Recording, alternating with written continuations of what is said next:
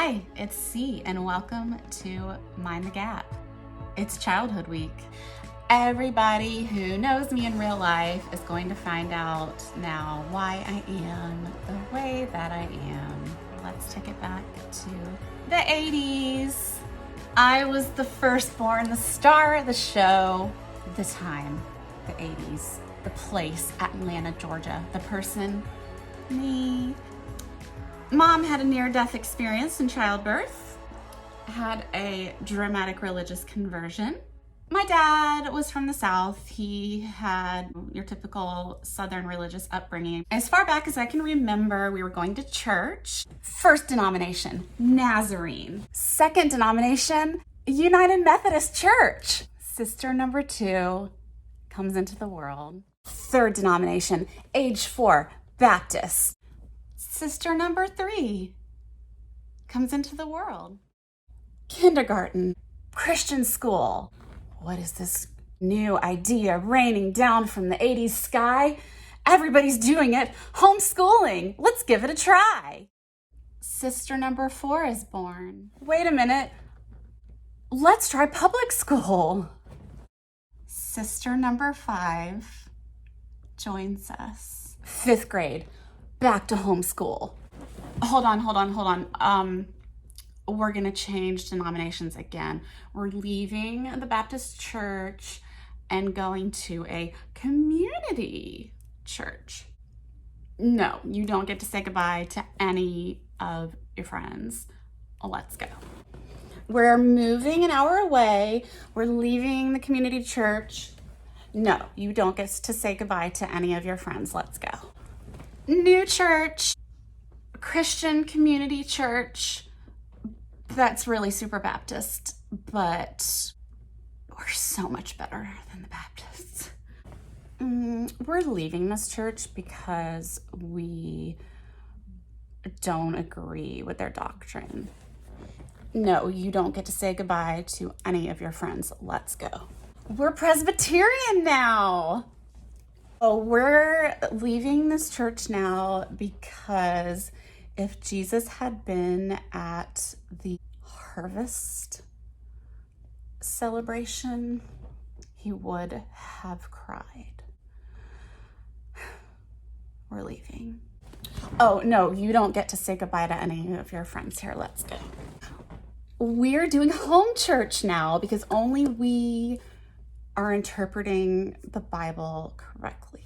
It was really hard to leave these churches one after the other. My parents would invite the minister over for dinner, and then they would inform him that they were leaving the church and why, and they'd have a lot of the Bible open and, supplementary books and explain what the minister was getting wrong about his doctrine. And they'd let him know they weren't coming back to the church. And we kids would never see our Sunday school friends again, our vacation Bible school friends. Remember, this was before the internet, so you didn't have a way to connect with those people. If you're homeschooled, you don't have classes with them. So we just had this trail of lost friends, and churches left behind. They were our only options for socialization. And that takes a toll after a while. You never get comfortable at a new church because eventually the pastor is going to say the wrong thing in his sermon, and your parents are going to talk very seriously about it in the car on the way home from that church service, and your heart sinks and it's over and that it'll be time to move on. Trigger warning, spanking. There's so much spanking.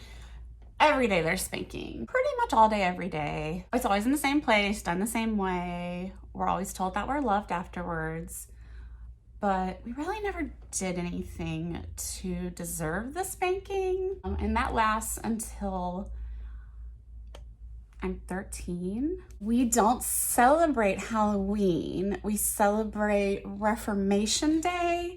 That was when Martin Luther nailed his 95 Theses to the church door. You can dress up at home inside, but when the trick-or-treaters start coming, we'll turn off all the lights and be really, really quiet until they stop coming to the door. So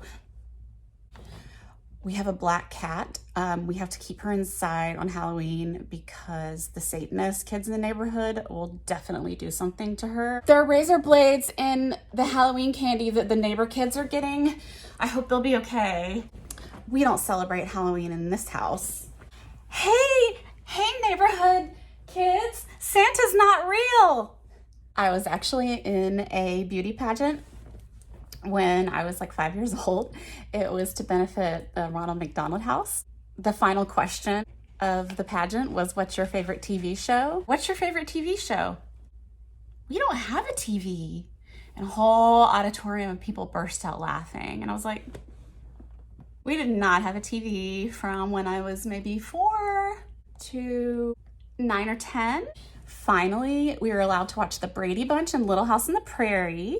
Disney cartoons, maybe for 2 years, like Beauty and the Beast, Little Mermaid. But then one day we woke up, they were sinful and the VHS tapes were destroyed. I was 12 years old, sitting in church with my friend. Communion was being passed around. I just, took the bread, and my dad stood up and ran all the way to the other side of the church, grabbed me, took me away from my friend, and made me come back and sit with the family, and yelled, "You can't take communion if you're not a Christian," in front of the whole church. And I was so embarrassed.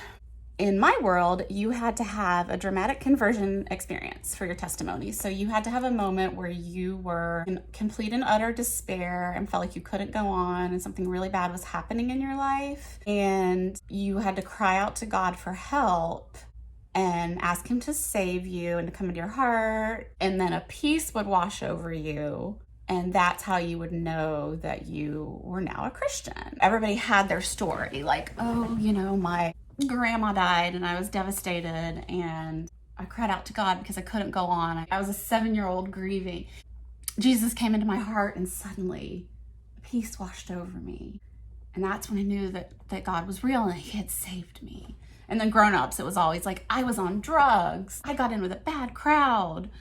It had to be this like transformative moment. I just kept waiting to have that moment and I never did. And I was like, when am I going to have my moment where I go from being devastated to peaceful? Because I was never devastated. I didn't really have anything to be devastated about. So I just kept waiting to have my transformative moment where I would feel like really, really, really good and know that I was a Christian. And I kept waiting for it to happen. It never did. And I started getting kind of nervous. And I was like, when the rapture comes, I'm going to be left behind because I've had my moment. How do I make it happen? Every day there was the reminder to listen out for the trumpet in the sky, because if you heard the trumpet, then that meant that the rapture was starting. So we could be riding down the street in the car, and if the rapture came, then mom would be raptured up in the air and we would probably be left in the car, since we probably weren't Christians yet, because the evidence had not been shown yet that we were Christians. And there was always the lake of fire to worry about, big concern. This is really stressing me out to talk about. Constant threats of a gun being held to our head and being asked, are you a Christian?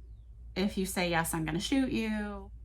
All the tribulation movies, what were they called? Where people got guillotined and got their heads chopped off and stuff for saying they were Christians. It was a foregone conclusion that we were going to experience all of that.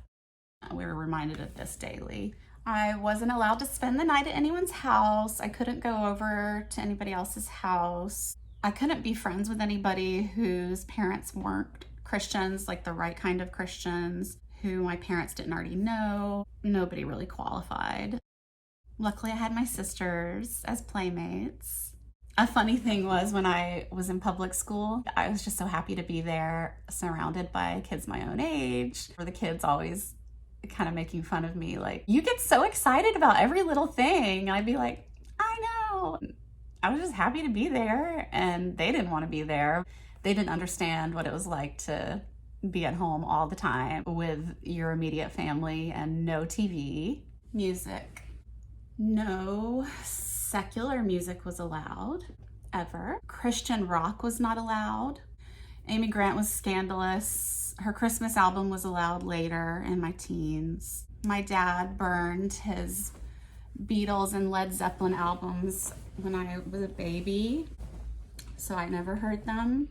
When I was probably 6 or 7, I remember walking out of a room and my dad, who is an amazing musician, was playing Blue Velvet on his guitar. And I remember walking out of the room and hearing him singing and playing it.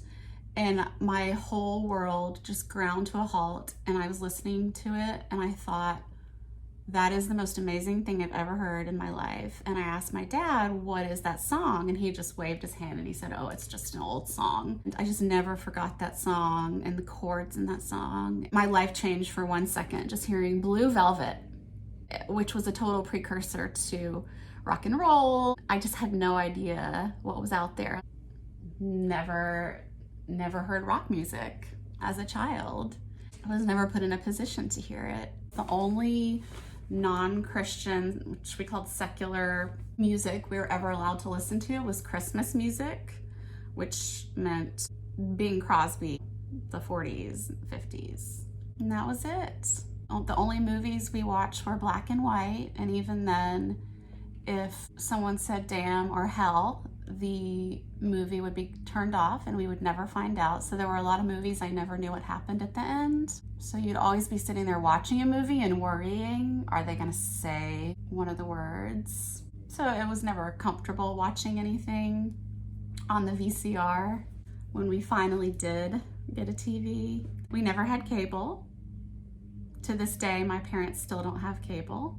So I was never in a position to where I could ever run across anything that would be scandalous. Okay, I think that's more than enough for Mind the Gap Childhood Week, day 1. I'll see you back here soon for some more stories from the 80s, and then we'll move into the 90s. I know you can't wait. Thanks for watching. See you soon. Mind the Gap.